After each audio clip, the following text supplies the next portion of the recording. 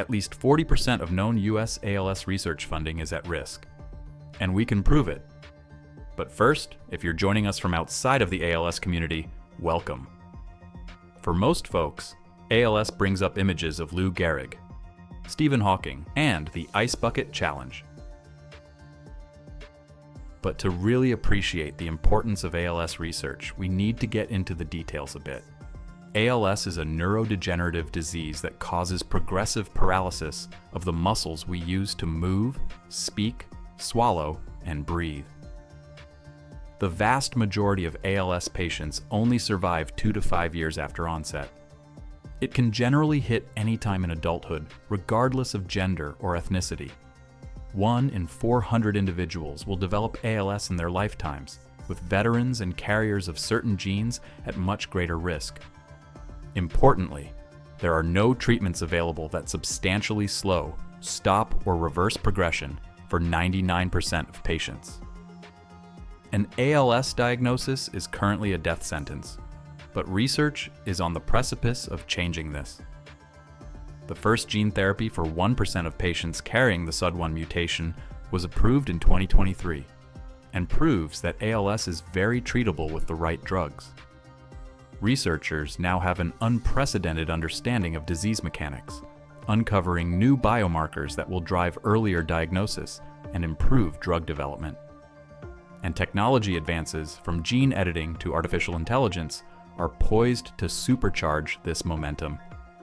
Underpinning all of this progress is a relatively small pool of about $300 million of known research funding.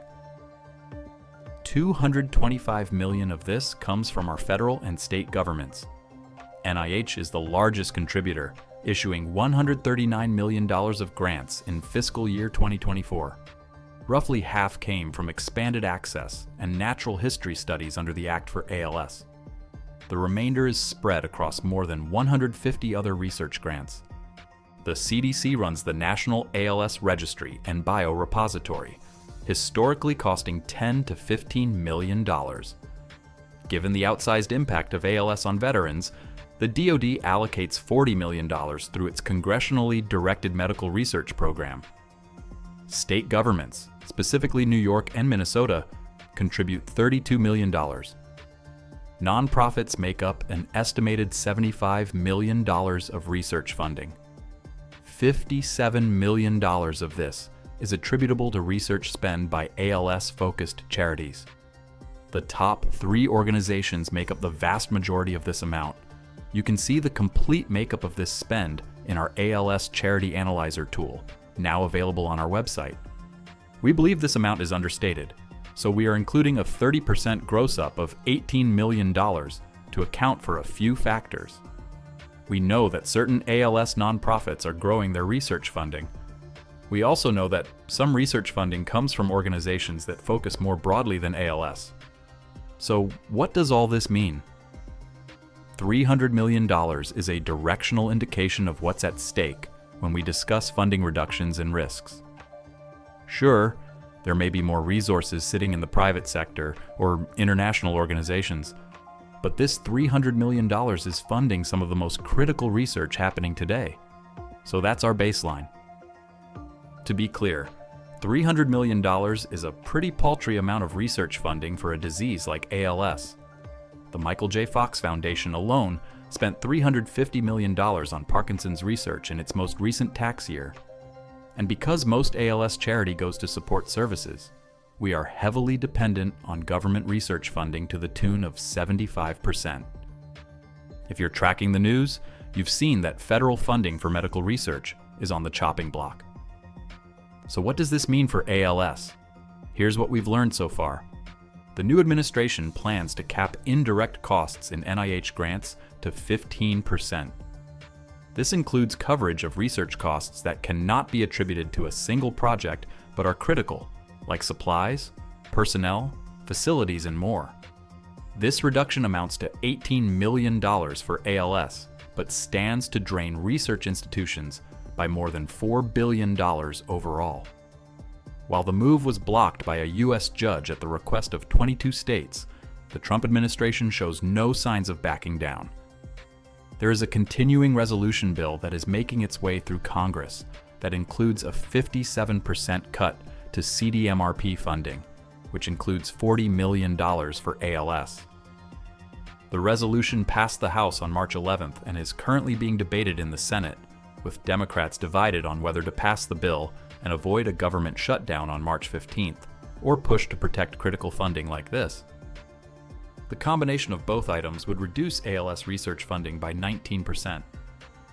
On top of all this, the Act for ALS is up for renewal in 2026. While it received bipartisan support when originally approved, it's unclear what will happen in the current climate. While the Act allows $100 million to be appropriated each year, we've only counted the capped cost of grants funded in the baseline, which is $62 million. Failure to renew the Act for ALS would bring our total funding reduction down a devastating 40%. And this is only what we know so far, with new developments unfolding every day. No matter where on the political spectrum you stand, it should be concerning that progress in ALS research could slow considerably if all of these reductions and risks play out. Experts warn that the impact of this could be felt for years, as slower research momentum leads to weaker drug development pipelines as more generations of ALS patients suffer and perish. So, what can we do about it? How do we move forward?